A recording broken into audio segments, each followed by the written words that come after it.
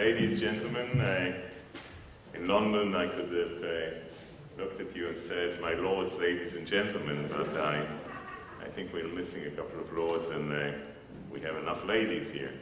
It is really a privilege to be here, and it's a privilege on a couple of accounts. One, you know, when my father-in-law, Professor Meir Chet,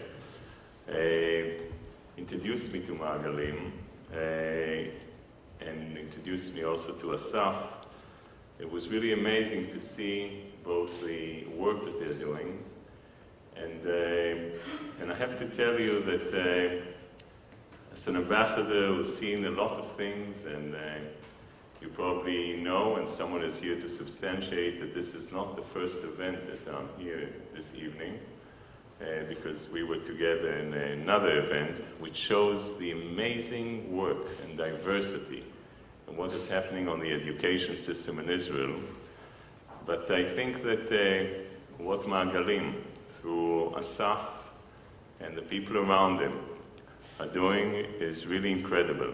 And why is that? You know, we're here, I think we can all substantiate the fact that Moses was a great navigator. It took him 40 years to take the Jewish people out of Egypt, and he landed us in the only place in the Middle East that there's no drop of oil. Now there's a bit of gas. So we had to work from the neck upwards. And working with the neck upwards, I think it's quite amazing to see what Israel was able to achieve in 63 years. And it's done through education. Through what happens in the family. But what is happening in schools is not enough. And what Asaf and people around him are doing is the supportive systems that allow the children that you saw to move from being a burden on society to being constructive citizens. And the army as a social mobility factor is just one that would move them in a different direction and would create the Israel that you and me and everyone else is very, very proud to represent. I landed here in the United Nations approximately 6 months ago. It looks so long. I should have come earlier, but there were two very major policy events in the United Kingdom that I could not miss. One was the royal wedding between Kate and William. You know, an ambassador has to assume responsibility in times like that. And the second was Manchester United Barcelona. Only then could I move my emphasis to the United Nations. And as you know, it wasn't easy in the United Kingdom, but coming here to the United Nations, you really feel sometimes that you're in the new world of George Orwell, 1984, saying, you know, right is wrong, truth are lies, left is right, and it looks all quite odd. And I have to tell you that every day at the United Nations is a challenge. And I would like to say that I feel, you know, everyone talks about triple standards, but I think one could talk about double standards, but I think we have triple standards. One standard for democracies, one standard for dictatorships, and a special standard for Israel. How is that? Let me substantiate it for you. We have the Council on Human Rights. By the way, Council on Human Rights, headed formally by Libya and Syria.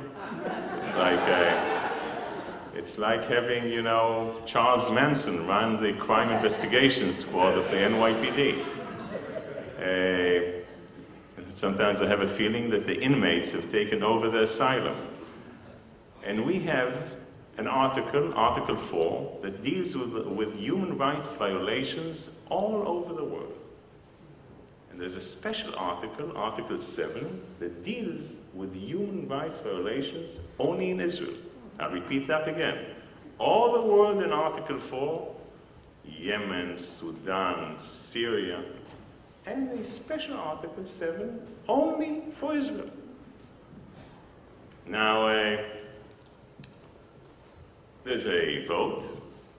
I won't get into the details. And who stands with Israel? It's Israel, the United States, Canada, and the great empire of Palau. European countries, like-minded countries, Germany, France, the United Kingdom.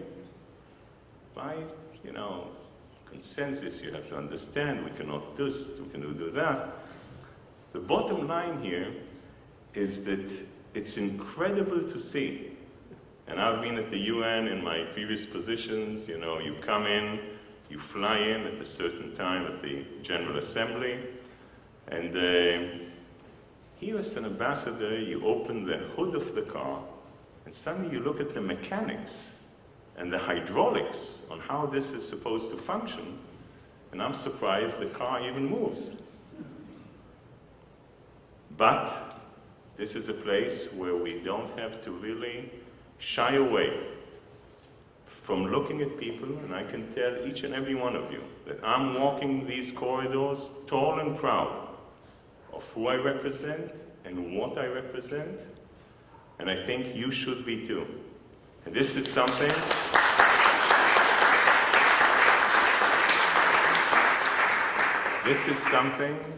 that is really amazing. Look at us, after 63 years, it's not just Maagalim. 7 million people, we're sending satellites up into space. Instead of oranges, we're exporting orange mobile phones. Instead of apples, we're designing Apple computers. Electric cars, we're on the forefront of technology and nanotechnology, cutting edge in medicine. And this is with 7 million people, with a neighborhood that doesn't really exist of Liechtenstein countries like Luxembourg and Liechtenstein. This is quite an amazing deed, and we have a tendency, as Israelis and as Jews, always to look at the half-empty part of the glass, but look at the half-full part of the glass, and it's quite amazing.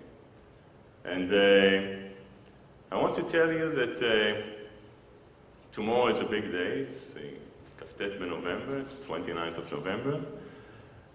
We have a tough day at the United Nations because there's going to be a series of resolutions, nearly 21 resolutions against Israel, that pertain to, from 1947, resolutions that are repetitive.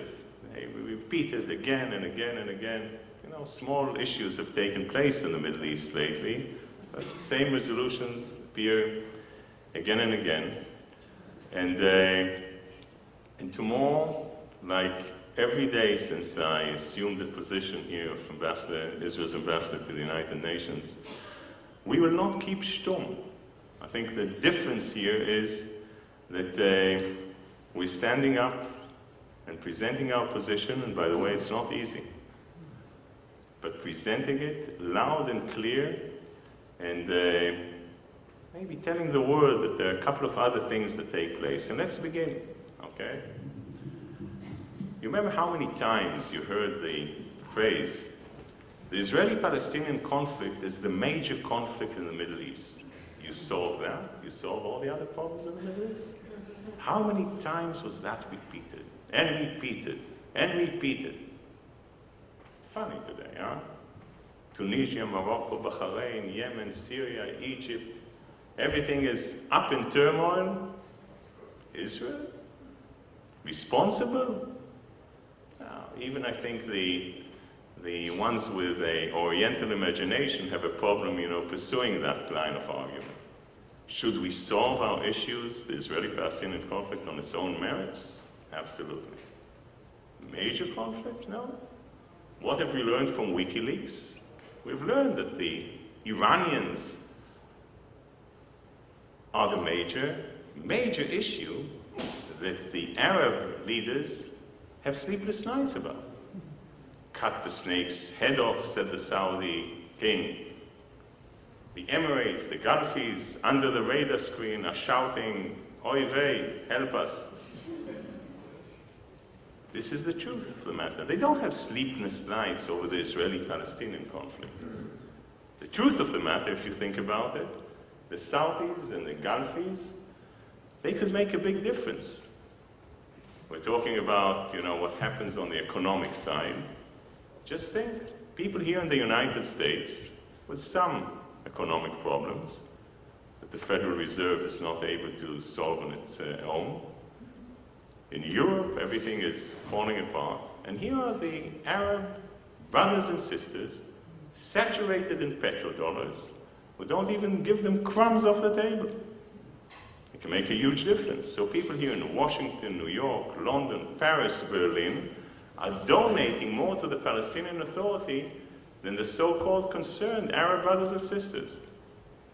Does someone address it? No. Saudis remind me a bit like those two elderly gentlemen in the Muppet Show, Waldorf and Stadler, sitting on the balcony and shouting, it's a lousy show. They can do a lot of things in order to change that. And you'll hear me addressing this issue on the public domain, not once and not twice, because I think that this is something that is not being addressed by the international community. Iran. Without even touching anything else, Iran is maybe the #1 issue on the agenda, not just vis-a-vis Israel. Iran is changing the whole strategic environment in the Middle East. And before I go and talk to you about Iran's nuclear weapons program, and by the way, when I knocked on the doors with Major General Amos Gilad, and the doors of the White House and the State Department and the Pentagon, when I served in Washington, D.C. from 1998 to 2002, during the Clinton and Bush administration, both at Y and at Camp David, when we knocked on the doors of the White House in 1998 and talked about Iran's nuclear weapons program, people looked at me and said, look, Ron seems like a sensible guy. Fine, looks okay. But those Israelis see a forest where there are no trees. 1998, a couple of months ago, for the first time, the International Atomic Energy Agency, also called the IAEA, now headed by Amano, the Japanese, says a simple sentence that many who are on the front line know that for a very long time. Iran has a nuclear weapons program, and they're concealing, they're cheating, they're doing this and that. That statement, 1998, 2011, nearly 12, how many years is that? What? 13 years. 13 years. 13 years, and what does it mean? Why is it very significant? It's significant because countries until now who could say to themselves, will be sitting on the fence, have a problem saying that. Yes, Russians and the Chinese still pursue certain issues, but you don't hear countries like Brazil or Turkey that were against sanctions in the past say something, and it's quite significant. Iran, from my point of view, is a combination of an Ayatollah regime with ideology, with delivery systems, and the icing of the cake is nuclear weapons. This combination is a deadly combination because it goes down to the essence of what's happening in the Middle East, in Egypt, in Lebanon, in Syria, in the Gulf, and in Saudi Arabia.